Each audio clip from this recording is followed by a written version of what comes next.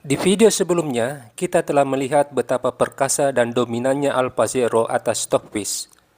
Kali ini kita akan menampilkan permainan Stockfish yang mampu menghancurkan pertahanan Prancis AlphaZero dalam 22 langkah.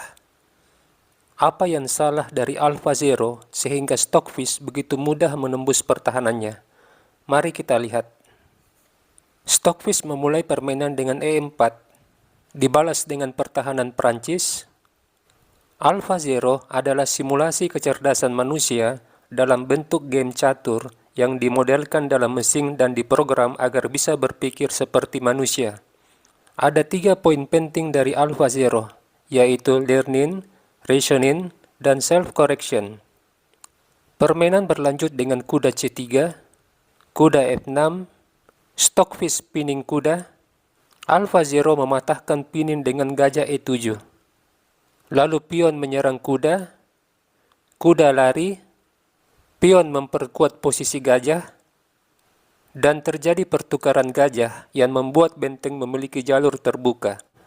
Meskipun putih kehilangan satu pion, keberadaan menteri membuat putih menang tempo dengan pengembangan kuda sambil menyerang menteri. Menteri mundur, Stockfish lalu membawa menteri ke sayap raja, menekan pion. AlphaZero tidak ingin kehilangan pion. Lalu kuda mengambil posisi, menambah armada tempur untuk menggempur sayap raja. AlphaZero tidak senang dengan keberadaan kuda. Dia lalu mengusirnya. Tetapi Stockfish tidak mengurangi tekanan. Dia mengabaikan serangan pion, rokade. Sebuah strategi mengamankan raja dan mengaktifkan benteng yang akan berkolaborasi bersama perwira lainnya. AlphaZero tidak memukul kuda, sebab jika ini terjadi dia akan kehilangan benteng. Hitam mengembangkan kuda. Mari kita lihat sejenak betapa amannya posisi Raja Putih yang sudah rokade dan Raja Hitam yang masih berada di tengah papan. Stockfish kembali melancarkan serangan di sayap menteri dengan kuda. Pion C7 jadi sasaran.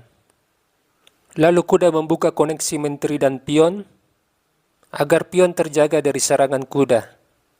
Stockfish manuver benteng ke baris ketiga, direspon dengan serangan pion terhadap menteri, tetapi menteri tidak lari.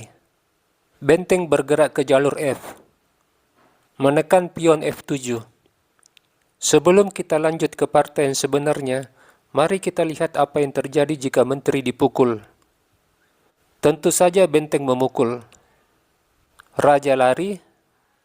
Benteng memukul pion membuat hitam juga kehilangan menteri. Jumlah perwira yang sama, namun perwira hitam tidak berdaya akibat tekanan yang menyiksa dari benteng dan kuda putih. Oke, kita kembali. Pion usir kuda dipilih AlphaZero. Stockfish terlebih dahulu mengundurkan menterinya. Putih masih memiliki tekanan di F7. Jika kuda ini diambil, benteng memukul pion. Dan jika hitam berani menukar menteri dengan 2 perwira, menteri skak, raja lari, lalu menteri menempati petak strategis, menyerang benteng dan pion, benteng melindungi pion, gajah memukul pion B5, gajah D7. Kita bisa merusak struktur pion hitam dengan memukul kuda. Pion kali gajah. Setelahnya kita menyerang formasi pion hitam dengan G4, dengan tujuan membuka jalan bagi benteng. Bila benteng rakus ambil pion A2, ini sama saja memberi keuntungan tempo bagi putih setelah raja menyerang benteng. Benteng terpaksa lari. Menteri G5. Hitam sangat tertekan. Kita kembali.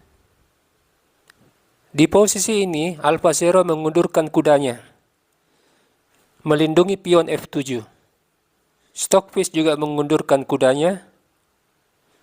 Kuda D7, direspon dengan pengembangan gajah untuk menekan pion. AlphaZero kembali mengundurkan kudanya. Begitu ganasnya serangan dari Stockfish, sehingga 5 perwira hitam berada di baris belakang. Permainan berlanjut dengan benteng H4, benteng digeser, kemudian Stockfish memecah konsentrasi pion D5 dengan pengorbanan gajah. Jika gajah diambil, akan memberi kesempatan bagi pion untuk terlibat dalam serangan. Memukul pion akan membuat putih memiliki kuda monster. Petak F6 dan C7 jadi sasaran.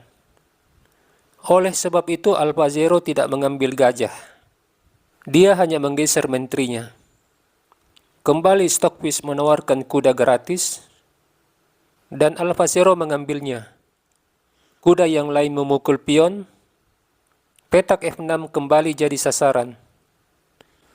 Alfa Zero menjaga petak F6 dengan kuda. Lalu benteng kali pion, membuat Alfa Zero tidak melanjutkan permainan. Kita akan menganalisa dua kemungkinan jawaban hitam sebagai ilustrasi yang menunjukkan mengapa Alfa Zero menyerah. Kemungkinan yang pertama, bila pion kali benteng, menteri kali benteng.